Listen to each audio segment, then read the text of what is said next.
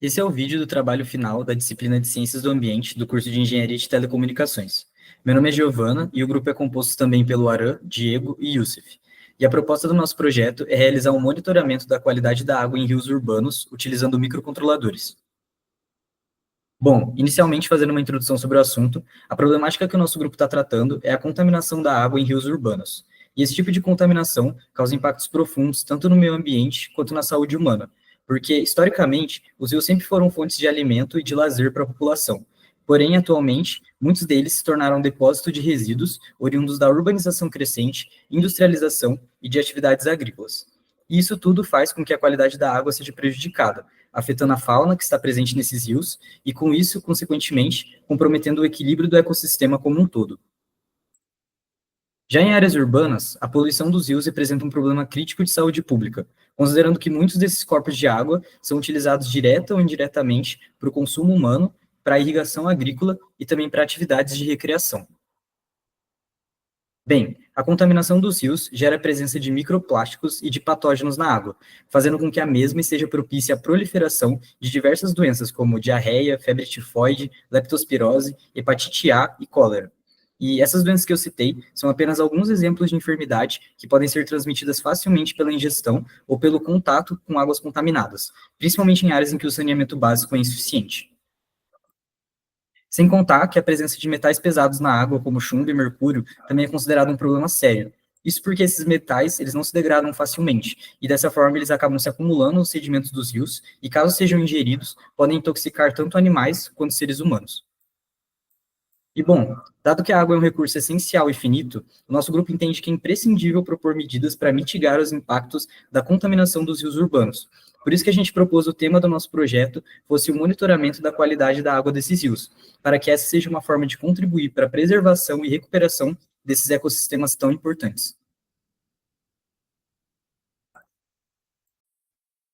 E aí, gente, meu nome é Youssef, eu vou falar um pouco sobre a contaminação da água, né, e alguns tipos de tratamento que dá para fazer. Bom, a água dos rios urbanos, ela pode ser contaminada de duas formas principais. Pode ser pela própria natureza ou pela ação humana. A contaminação natural vem de elementos como magnésio e ferro dissolvidos das rochas, mas o grande problema são as atividades humanas, que liberam metais pesados, produtos químicos e agrotóxicos. Tudo isso pode causar doenças graves, como aquelas geradas pelo contato com metais tóxicos ou por bactérias e vírus. Bom, os contaminantes podem ser fáceis de ver, como água turva ou com mau cheiro, ou difíceis de detectar, como compostos químicos que só aparecem em testes de laboratório. Por isso, precisamos monitorar vários aspectos da água, como a cor, o cheiro e a presença de metais pesados, para entender esse nível de contaminação. Bom, os indicadores, eles mostram a qualidade da água. Por exemplo, a cor e o cheiro ajudam a identificar sedimentos ou algas. Já os metais pesados e os nitratos indicam poluição por indústrias e fazendas, e os compostos químicos e pesticidas, elas são preocupantes, porque elas podem causar problemas sérios de saúde, como câncer, né? Para lidar com os contaminantes, existem várias técnicas. Pode ser filtração granular e osmose reversa, que são usadas para remover partículas sólidas. O carvão ativado ajuda a capturar produtos químicos. Materiais como zeólitas e plantas também podem ser usadas para limpar a água. Bom, agora um sistema de monitoramento. Ter um sistema de monitoramento de água nos rios, ele é muito importante para detectar problemas rapidamente e evitar danos ao meio ambiente e à saúde. Dispositivos com sensores podem medir temperatura, pH e oxigênio, por exemplo, nos dando informações em tempo real para agir rápido e aplicar tratamentos, como os comentados anteriormente. Bom, cada sensor tem um papel importante. O sensor de temperatura, ele mostra mudanças que podem indicar poluição industrial. O sensor de pH verifica se a água está muito ácida ou alcalina, o que afeta os peixes. O sensor de oxigênio detecta se há micro-organismos que consomem muito oxigênio, o que pode matar os peixes. Já o sensor de turbidez, ele mede se a água está muito suja. E o sensor de compostos voláteis identifica produtos químicos perigosos. Meu nome é Diego e aqui eu vou falar qual foi o nosso sistema que nós escolhemos fazer para ajudar a fazer um monitoramento e auxiliar possíveis impactos no tema que foi escolhido, que foi águas contaminadas por poluentes ou vazamentos e outros compostos. E basicamente o sistema escolhido foi um sistema que funciona à base de microcontroladores, em específico o Arduino. Basicamente, vai ser escolhido 3 ou mais pontos em um rio, em que serão acoplados alguns arduinos, e esses arduinos irão fazer o acompanhamento de alguns parâmetros do rio, como está a água do rio, utilizando os sensores. Basicamente, os sensores escolhidos foram o de medição de temperatura TMP36, um sensor de pH para medir quanto, né, se ela está ácida ou se ela está mais básica, um sensor de oxigênio para medir justamente aquela parte de se ver se tem alguma contaminação, se tem muitas bactérias na água, muitos compostos que estão reduzindo o número de oxigênio da água, particulado e opacidade para ver se está sendo inserido algum tipo de poluente que mude a cor da água, deixe ela menos, né, transparente, e além disso, um de compostos voláteis, que mais ou menos vai medir se for jogado algum composto químico na água, como o próprio álcool. Né? Eles vão fazer uma série de medições durante esses 3 percursos, e mais para frente o Aram vai mostrar mais ou menos como a gente vai tirar os dados para poder mostrar onde tem a contaminação. Foram escolhidos os sensores TMP36, que todos os sensores que eu vou apresentar agora são sensores analógicos, ou seja, eles variam de acordo com uma resistência, tem uma resistência dentro desses sensores, a partir de quando é apresentados, por exemplo, variação de temperatura, variação de pH, variação de do composto que a gente está querendo, da substância que a gente está querendo medir, ele vai mudar a resistência, né, desse sensor, e daí assim vai mudar também a tensão que está entrando no Arduino, e assim ele vai conseguir ter uma noção de que variação ocorreu e assim converter para a escala, né, de graus Celsius, variação que está tendo ali naquele momento, e assim também fazer a identificação da temperatura, do nível de pH, do nível de oxigênio. Então, foi escolhido o TMP36, que tem no Tinkercad para a gente fazer a simulação.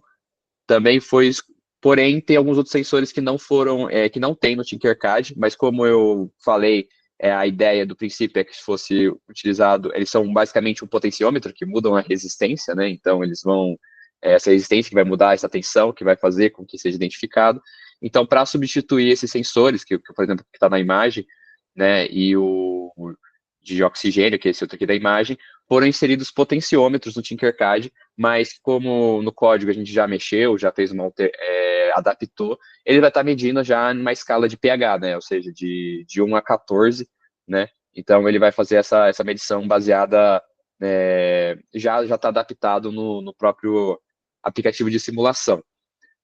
Já o sensor de luminosidade, né, que vai ser o de opacidade para ver se está entrando luz dentro do rio, junto com o de substâncias voláteis, esses existem no Tinkercad, né, que é basicamente um medidor que consegue um sensor de gás, né, que é esse aqui, e um sensor de luz também, que vai ficar inserido mais dentro do rio, né, mais abaixo no fundo do rio, para conseguir ver quanto de luz está chegando naquele ponto.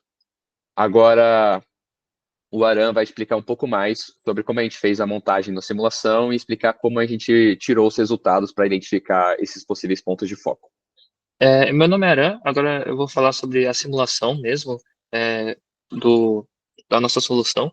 Então, basicamente, que nem o Diego falou, são 3 dispositivos, certo? E eles vão registrar a qualidade da água em 3 pontos diferentes do rio, e por meio deles, da variação dos dados registrados deles, nós podemos determinar a localização da poluição.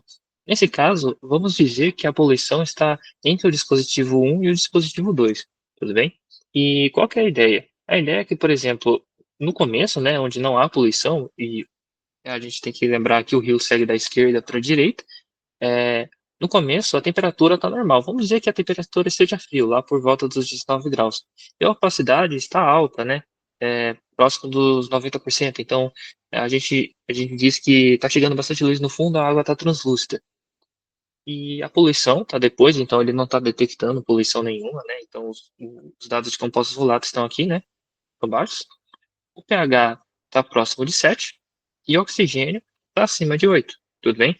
Significa que tem bastante oxigênio na água para a vida ali sobreviver e tudo mais.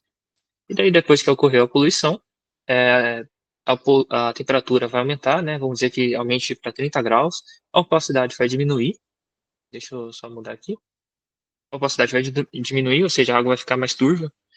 Os compostos voláteis, o sensor de compostos voláteis vai detectar a poluição, certo? O pH vai cair, ou seja, a água vai ficar mais ácida e o oxigênio vai diminuir também, tudo bem? Ou seja, vai ser difícil para ter vida ali naquela água, né? Porque as bactérias vão estar consumindo oxigênio e por aí vai. E depois, né, no terceiro sensor, no terceiro dispositivo de monitoramento, a água ela vai se diluir e por aí vai diluir essa poluição. Então a temperatura vai voltar a seus níveis próximos do normal, ainda que seja mais alta do que o primeiro dispositivo. A opacidade também vai voltar aos níveis próximos do normal. Os compostos voláteis vai ter ali uma diluição, certo? Vai estar mais ou menos aqui. O pH vai voltar próximo de 7, né? Mas ainda vai estar um pouco ácido. E o oxigênio vai estar um pouco baixo ainda, mas é o suficiente para a sobrevivência dos animais e por aí vai.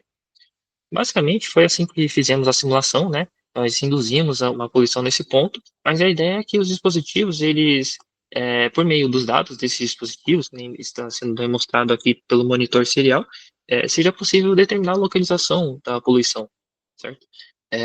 E, basicamente, como que é feito isso é registrando todos esses dados de cada dispositivo, né, numa planilha, e com isso a gente consegue determinar em qual ponto do rio está mais poluído, né, e onde enfim, basicamente o local da poluição. Então, conforme a tabela que nós fizemos, a gente determinou que as áreas contaminadas estão no ponto 2 e no ponto 3, ou seja, onde que a poluição está atingindo, mas que o início da contaminação está ali no ponto 2. Basicamente, esses são os resultados. A gente vai falar mais adiante da conclusão, ou seja, do que esses resultados significam. E, bom, até lá. Bom, como conclusão, nosso grupo considera que os estudos abordados ao longo do nosso projeto deixaram claro que a poluição dos rios urbanos é um problema urgente e que precisa ser abordado imediatamente. A urbanização crescente, a falta de saneamento básico adequado e a descarga irregular de poluentes comprometem a qualidade da água, representando um risco significativo tanto para o meio ambiente quanto para a saúde pública. E essa foi exatamente a nossa motivação para que nesse projeto a gente desenvolvesse uma solução utilizando Arduinos para monitorar a qualidade da água dos rios urbanos, e os resultados obtidos foram satisfatórios. Utilizando o ambiente do Tinkercad, foi possível verificar a eficácia dos sensores de pH, temperatura, oxigênio, opacidade e de compostos voláteis. Assim, foi possível perceber que o nosso sistema responde com precisão às variações desses parâmetros de contaminação. E apesar de nós não contarmos com todos os sensores necessários para o desenvolvimento completo do projeto, o Tinkercad se mostrou uma plataforma de simulação suficiente para os nossos testes, permitindo que pudéssemos visualizar o comportamento do sistema antes da sua aplicação em um cenário real. E por fim, o projeto mostrou para o grupo que as habilidades e ferramentas da engenharia podem ser aplicadas a problemáticas em diversas áreas, promovendo um impacto positivo na sociedade e destacando o papel transformador da tecnologia. Bem, esse foi o nosso trabalho final da disciplina de Ciências do Ambiente, e muito obrigado pela sua atenção.